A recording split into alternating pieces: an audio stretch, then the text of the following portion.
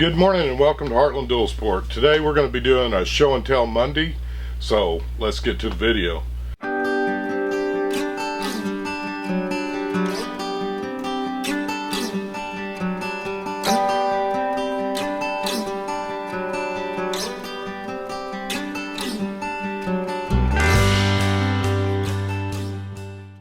Good morning, and again, thanks for tuning in to Heartland Dual Sport. If you're new to our channel, let me introduce myself. My name is Dale. I'll be your host.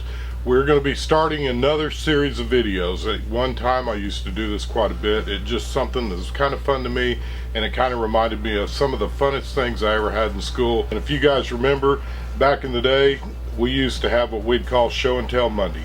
I've done that on our channel in the past, and we're going to start doing that again on our channel with stuff for anything from the KLR to the outdoor to equipment, whatever.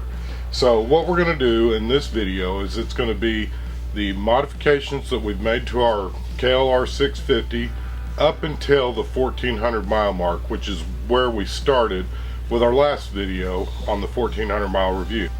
The mod number one, and I kind of mentioned it in that video, is I did go ahead and I put on the platform foot pegs. I like them simply because I feel more comfortable and I like the way they feel, and I like the way, especially when I'm wearing my adventure boots, they just bite into your boots much better. Again, I'm going to go into this and I'm going to explain on the Show and Tell Monday. It's not necessarily going to be a review. We're just going to be talking about products and or doing a product highlight. We will later on do a full review on each product. And again, I like the feel. I like it's just a much wider foot peg, and it's more comfortable for me and my riding style. That's why I changed them out. It's personal preference, to be honest with you. The next thing that we did is because I do, like I mentioned, I'll wear my adventure boots from time to time when I'm riding, depending on the types of trails and or location where I'm headed. I like the adventure boots. I did go ahead and put on that Tusk extended shift lever on the other side. Basically, when I changed out the foot pegs, I went ahead and added that, just simply because it gives you about another inch and gives you a little more room to play.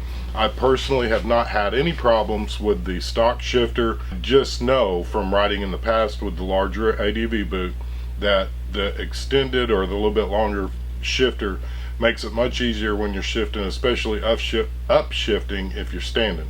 So that's why I changed it out.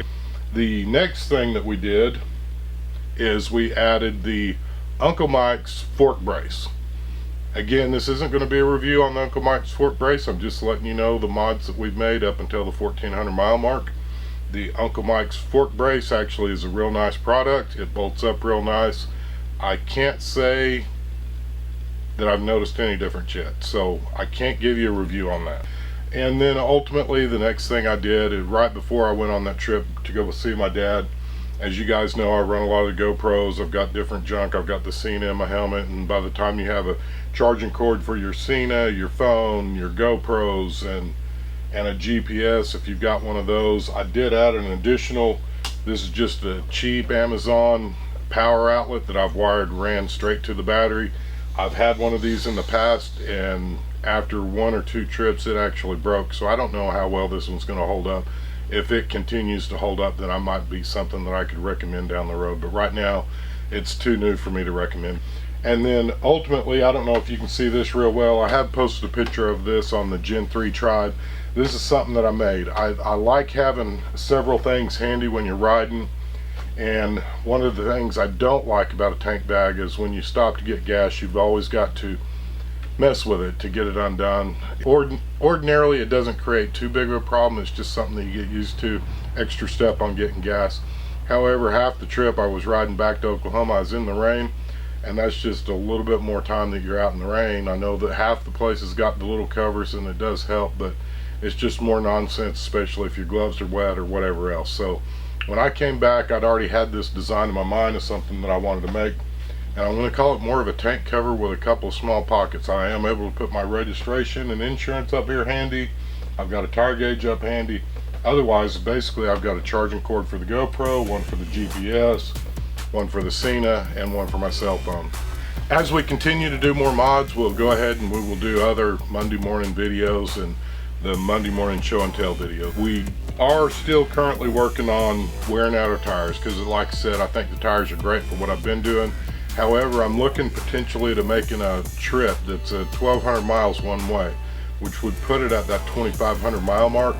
And I'm pretty sure that these tires, based on everything I've read, their average people are getting like 3,000 to 5,000 miles on their tires. And I know that's a big variance, but if I'm looking at basically a 2,200 mile trip or 2,500 mile trip, round trip, I don't know that I want to gamble on these tires, so I may in the next week go ahead and change them out. If I do, I'll do a video on that and show you what we put on. The tires that I want are currently on back order, so the ones that we'll be putting on were the only ones that were in stock available at the time for the KLR, so that's what we have. So again guys, if you like our video, give us a big thumbs up. I'd also like to encourage you to come over and meet us at the Gen 3 tribe on Facebook. We'd love to have you join up over there and join that group. We've got a great group already started. I think there's maybe less than 25 or 30 people on there now, but I really picture this being a great group that all the KLR people, we can all get together and just have a good place to share things. I've already been posting pictures of stuff. Some of it's upcoming videos, so you do get additional information and learn other things there as well. So again guys, we appreciate your likes, comments, and subscribes. Be sure to share our video. If you aren't aware, we are doing a giveaway, and it's on the 1,400 mile review. We're going to be giving away one of we're going to be giving away one of the Gen 3 Tribe pucks that I made for the kickstand. And then also, as if you haven't seen it in the video, this is one of my other mods that I made. This is a piece of sweet gum, and I've got this notched out so that if you're on the road and you're using the KLR puck, which is basically a 1-inch piece of wood with some leather on top, and it's laser edged. I'll show you a picture of it. But you can go ahead and you can kind of put this underneath your axle nut and clean your chain, relube your chain, stuff like that, straighten the field if you don't have the center kickstand, which we do not. So again guys, we appreciate your likes, comments, and subscribes. Come find us on the Gen 3 tribe, and may you have a blessed week.